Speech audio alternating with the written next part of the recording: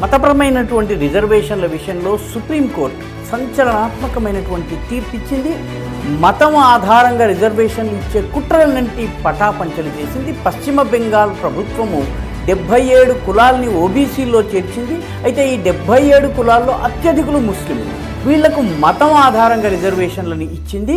ముస్లింలు కాబట్టి వీళ్లకు రిజర్వేషన్లు ఇచ్చింది. దీన్ని కలకత్తా హైకోర్టు కొట్టేసింది. మతం ప్రాతిపదిక కాబోదు రిజర్వేషన్లు ఇవ్వడానికి. రిజర్వేషన్లు కేవలము హిందువుల్లోని కులాలు, అణగారిన కులాలకు మాత్రమే ఇవ్వాలి అని హైకోర్టు చెప్పింది. దాన్ని సవాలు చేస్తూ సుప్రీంకోర్టుకు వెళితే సుప్రీంకోర్టు కలకత్తా హైకోర్టు ఇచ్చిన తీర్పుని ధృవీకరించింది. దీనితో మమతా బెనర్జీకి చెంపపెట్టు లాంటి తీర్పు వచ్చిందని మనం భావించాలి.